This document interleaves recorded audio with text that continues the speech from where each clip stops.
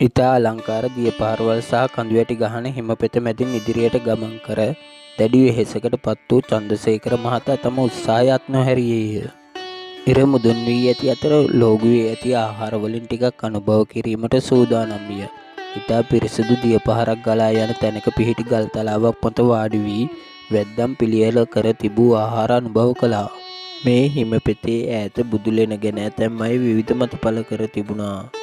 චන්ද්‍රසේකර මහතාගේ අදහස වූයේ මේ බුදුලෙන නමින් ප්‍රකට සොයාගත නොහැකි ලෙන බුදුන් වහන්සේ සමනල කඳුවැටියට වැඩිය දින දිවා කාලයේ ගත කළ දිවා ගුහාව විය යුතුම යන්නයි.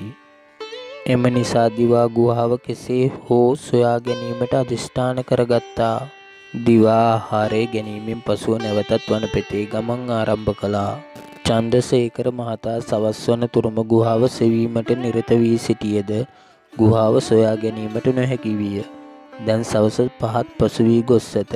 තරමක් සහන් එළිය ඇති තන පෙට්ටනියක් දැක ඒ අසලට පැමිණියේය.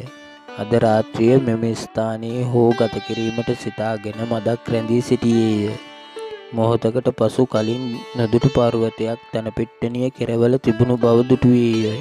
චන්ද්‍රසේකර මහතා වහාම මෙම පර්වතය අසලට සමීප වූයේය.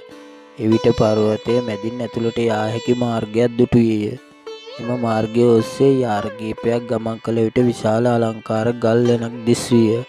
එම ගල් ලෙන තුල සැතපෙන ආසනයක රන්වන් පැහැයෙන් බබලන බුදුරුවක් දිස්විය. චන්ද්‍රසේකර මහතා වහාම පිටතට පැමිණියේ බුදුරුවට පිදීමට මල් ටිකක් සොයා ගැනීමට සිතා වටපිට බැලීය.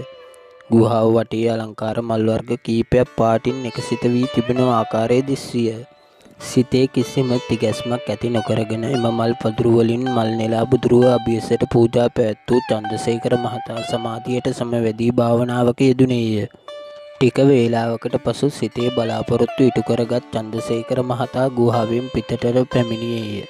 නමුත් බුදුන්ට මල් පූජා කිරීමට ප්‍රථම එම බුදුරුව ඉදිරියේ විවිධ වර්ණ වලින් යුක්ත සුවඳ විහිදුවන මල් රාශියක් පූජා කර තිබිණි.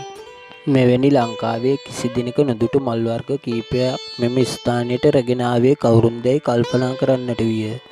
අවකාශයේ වෙනත් ලෝකවලින් සිටින දෙවිවරුන් පුද පූජා පවත්වන්නේයි සිතේ සැකයක් ඇති විය.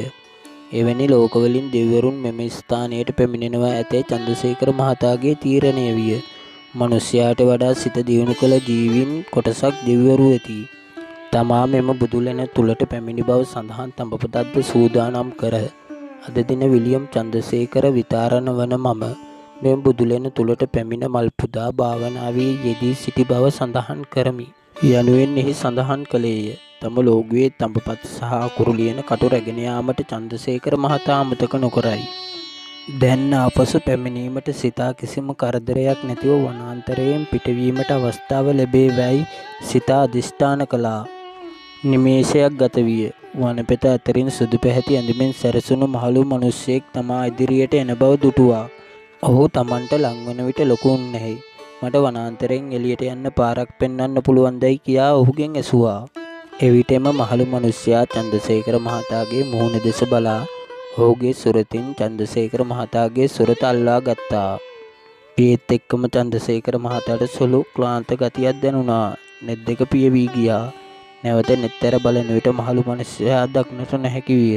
දැන් තමන් සිටින්නේ බදුළු කොළඹ මහා මාර්ගයේ බව පෙනී ගියා. දින ගණනක් ගෙවා වනාන්තරයේ ඇවිද ගිය ගමන එක මොහොතකින් මහා මාර්ගයට රැගෙන ආවේ කවර බලවේගයකින්ද යන්න සිතේ රැව් දෙන්න ගත්තා. මේ විශාල හාස්කමක් යයි සිතූ චන්ද්‍රසේකර මහතා මේ දෙවි කෙනෙකුගේ ප්‍රතිහාරයක් විය හැකි බව තීරණය කළා. තමන් ගොස් ඇත්තේ බුදුන් දිවා විවරණය කළ ගල්ලෙනක් වූ දිවා ගුහාවට බව සිතාගත්තා. මෙම සිද්ධියෙන් පසු එම වනපෙත සිසාරා කොතෙකුත් පිරිස් දිවා ගුහාව සෙවීමට උත්සාහ දැරූහ. නමුත් එම ස්ථානයේ කිසිවෙකුටවත් හමු වුණේ නැත. මෙම ස්ථානය දෙවියන් පුද පූජා පවත්වන ස්ථානයක් නිසා එය වෙනත් මනුෂ්‍යයන්ට දුෂ්ප්‍රමාණ නොවන බව සිතාගත හැකියි. ඉතා භක්තිවන්ත සිත දියුණු කළ පුද්ගලයෙකු වූ චන්ද්‍රසේකර මහතාට මෙම ශුද්ධ භූමිය වැඳ පුදා ගැනීමට දෙවිවරුන් ඉඩ සලසා දෙන්නට ඇතැයි සිතිය හැක.